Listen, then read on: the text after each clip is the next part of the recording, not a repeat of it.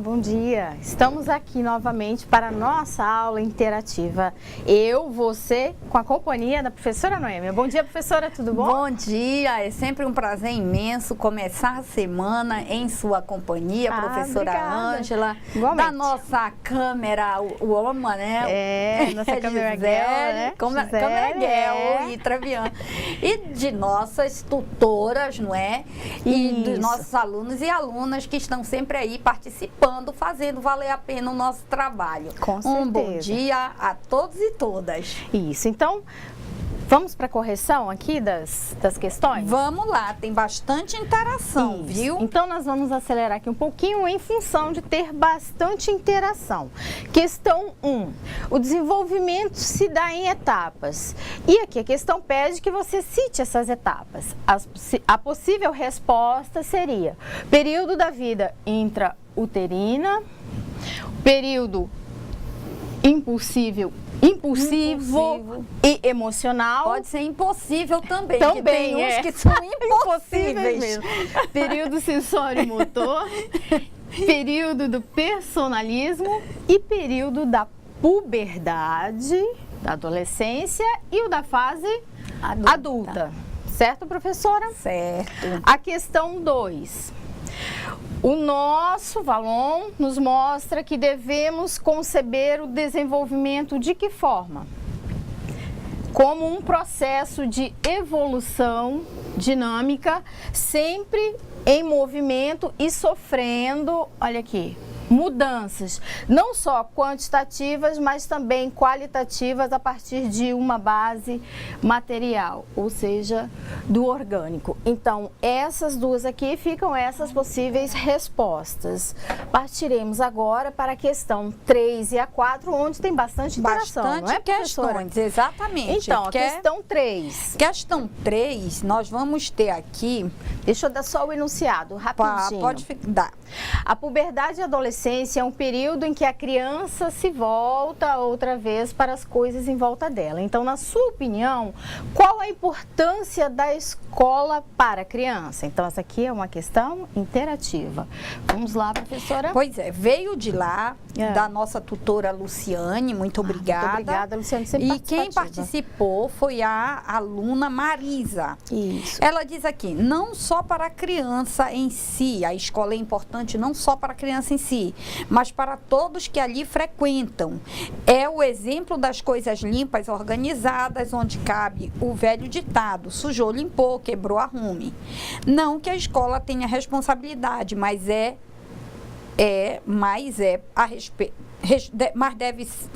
aprender a respeitar e ser respeitado. Exatamente. A escola vai ser esse espaço de interação completa, não é? Ele vai ser esse espaço de interação porque também você vai ter ali um processo identitário da criança. Ela vai perceber seu desenvolvimento, que algumas questões emocionais que ela vive acabam sendo compartilhadas no espaço escolar e ela percebe que ela não está sozinha naquele contexto de mudança, naquele contexto de alteração qualitativa e quantitativa.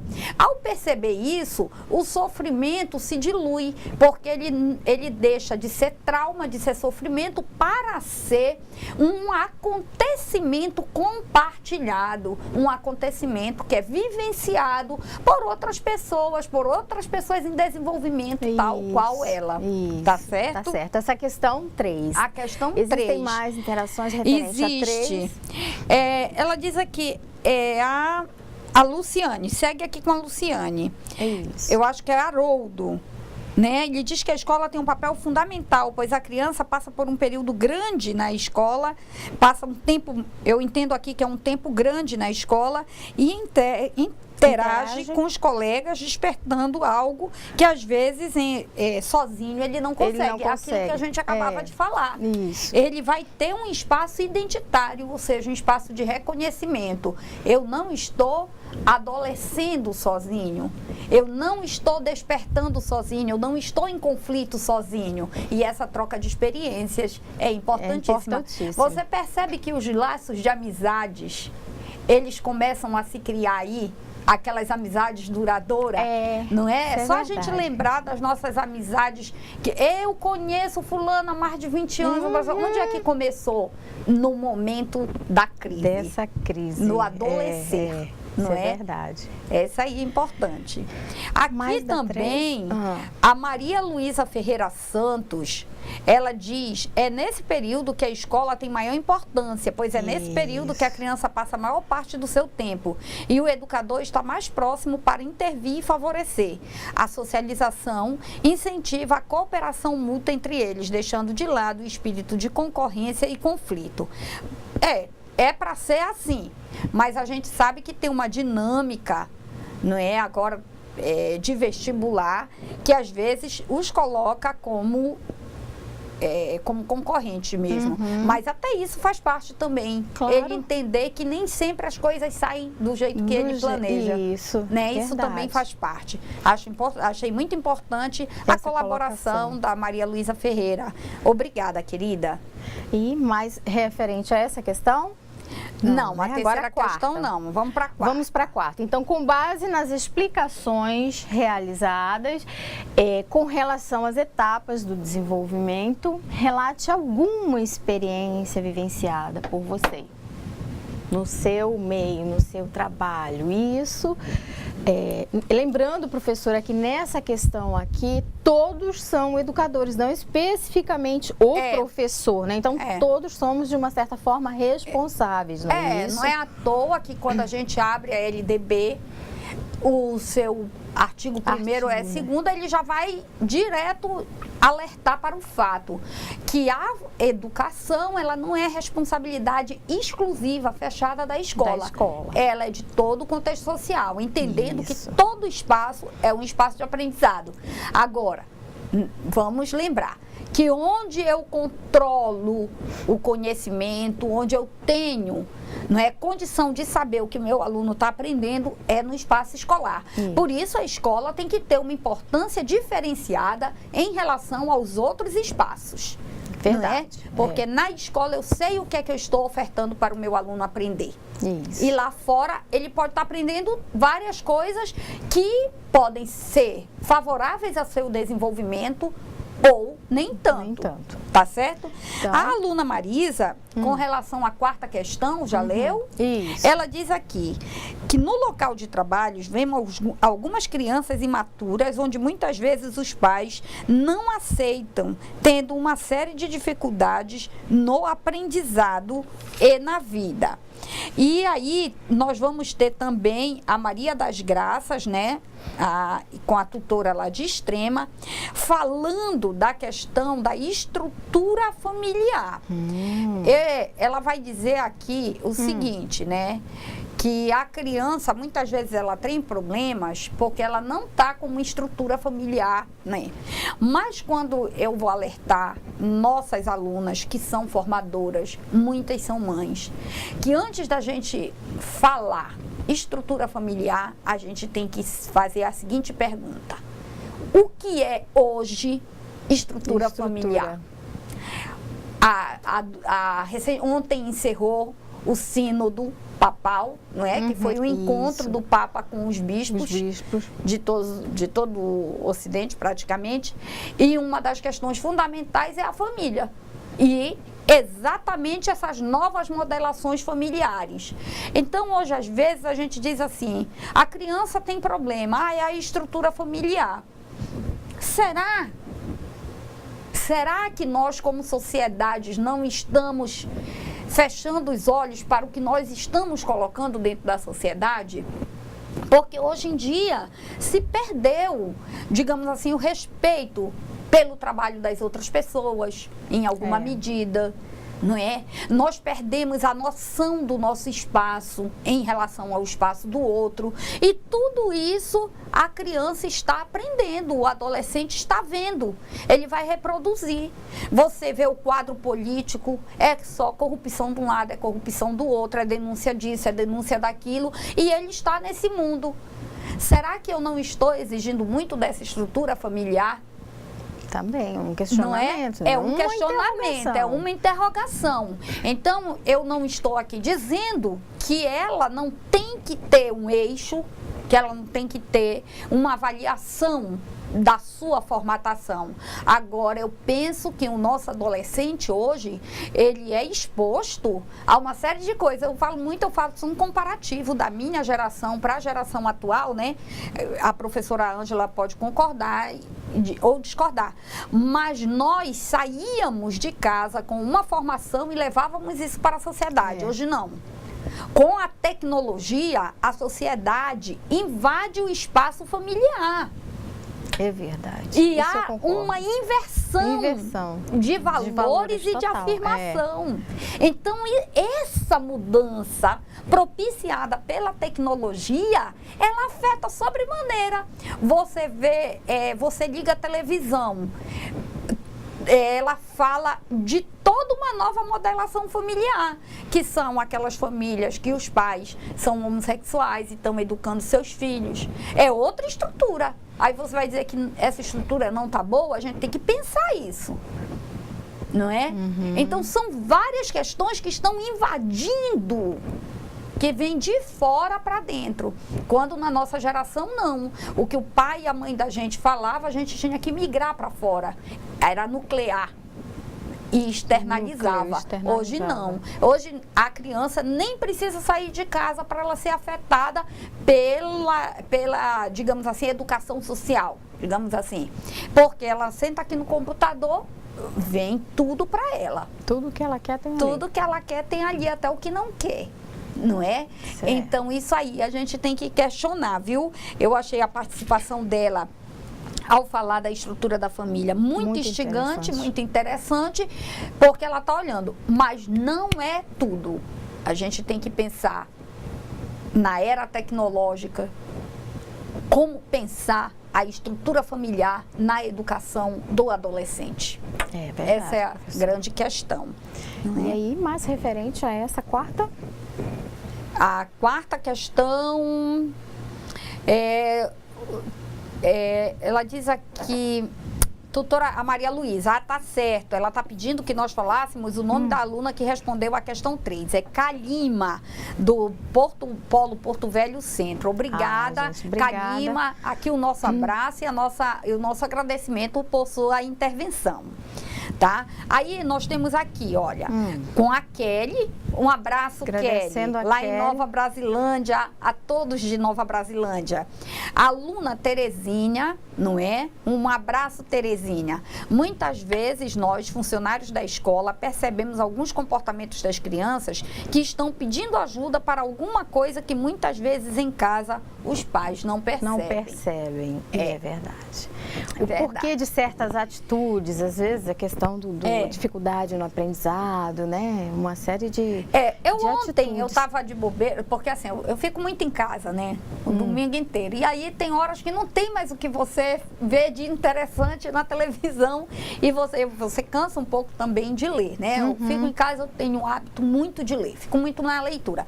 Mas aí quando eu quero dar uma respirada disso, eu vou ver um filme.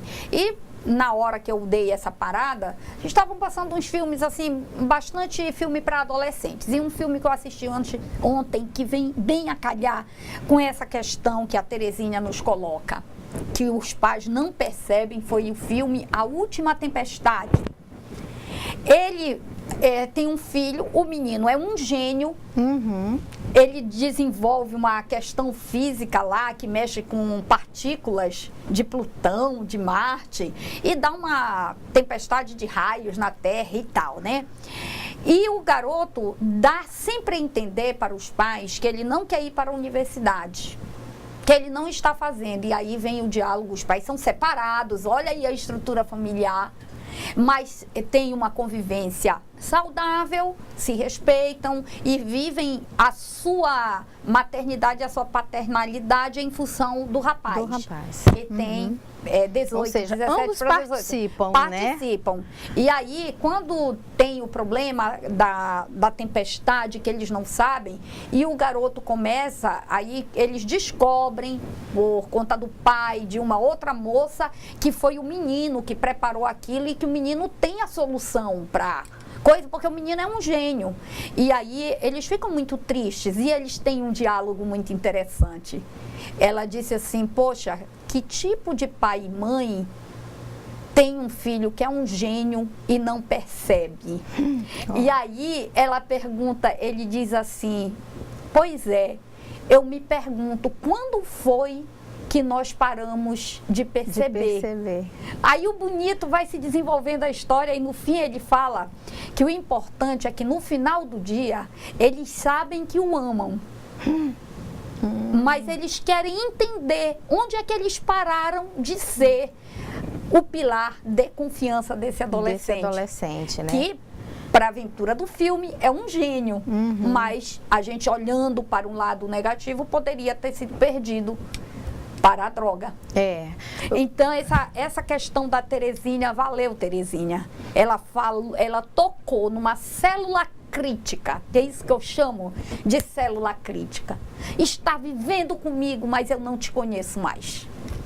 Em função, muitas das vezes, né, professora, trazendo para a nossa realidade, vamos supor, questão de pais separados, a correria do dia a dia, né? Todo mundo precisa trabalhar. O filho mora com a mãe, a mãe passa o dia trabalhando, então, geralmente... Ou nem mora com mulher.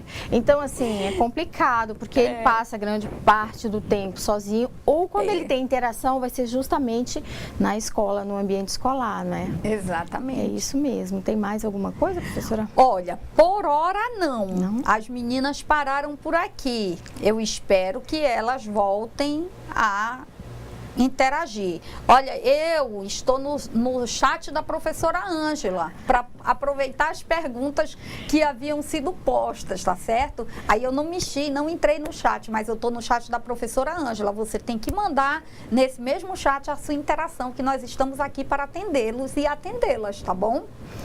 Então, fazendo um breve resumo, justamente dessa questão da aula anterior, o que a gente pode frisar? É a questão da participação da família, não é, professora? Sim. Da escola, nessas fases de desenvolvimento da criança. Todos somos responsáveis. Né? Todos somos responsáveis. Às vezes você pensa assim, olha, você olha na volta, a tua vizinha tem um adolescente, tem um bebê, você pensa assim, que a tua vida não está sendo refletida para aquela criança, não está aparecendo, mas está. Ela olha a sociedade e a criança ou o adolescente, eles observam o movimento social, o movimento das pessoas de outro modo, não é? Então, você tem que se preocupar assim, eu tenho essa criança em formação. Em que medida o meu comportamento, a minha atitude como agente comunitário, no sentido próprio da palavra, pode interferir no desenvolvimento do caráter pessoal dessa criança em formação? Isso você tem que olhar. Então, você é referência para o seu aluno, você é referência para o seu filho, do seu vizinho, você é referência para os seus sobrinhos, para os seus próprios filhos. Você tem que se ver como uma pessoa que, por ter já passado por esse processo e já ter alcançado a maturidade, que a sua postura vai ser refletida na vida comunitária. Então, isso aí é sério, todos nós somos responsáveis. E o professor, então, aquele que tem mais contato com o aluno, não é, professora? Então, aquele aprova tanto que as crianças chegam em casa, às vezes os pais querem ajudar nas atividades, eles discordam, já tem um ponto crítico. Pai, não é assim, mãe, não é assim. Professor ensinou que fazer. Exatamente, eu tive um aluno pequenininho.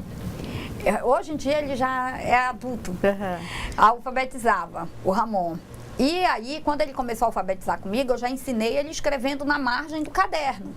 E chegou na casa, foi fazer a tarefa e ainda não tinha aprendido isso na escola. Aí a mãe disse assim, não, mas você tá aqui, pode fazer. Ele disse, não, eu tenho que fazer como a tia Noêmia mandou, porque é aqui, ela disse que aqui que é o certo. E não teve quem fizesse. Aí chegou na escola, ela falou que ele tinha uma professora de reforço. Disse, não, já que ela ensinou, tá bom, porque é assim mesmo, a gente já vai chegar lá. E aí entrou todo mundo num consenso, porque ele não fazia o que os outros pediam, não. Pediam, é. Tinha que ser como eu estava ensinando para ele. Então. Era. Então, assim, isso é que mostra como que você está no caminho. E a responsabilidade que você tem, não é, porque você professora? está formando um caráter. Isso não aí é? que é importante. E o importante é que ele te vê como referencial. Isso, daí a importância. Aí a importância, você tem a responsabilidade, não é que você não vai falhar, que o ser humano é erro, né? É entropia, como vai dizer Edgar Morin, mas você tem que minorar, refletir muito para que você não decepcione aquela pessoa que está em desenvolvimento. O que ele vai falar também da forma como você vai reportar a pessoa, isso é muito importante, não é, professora? Exatamente. Então, nada mais de interação, as meninas ficaram... Aqui tá tudo tranquilo. Tudo tranquilo? Tá tudo tranquilo. Paramos com a Terezinha. Então, gente, por aqui...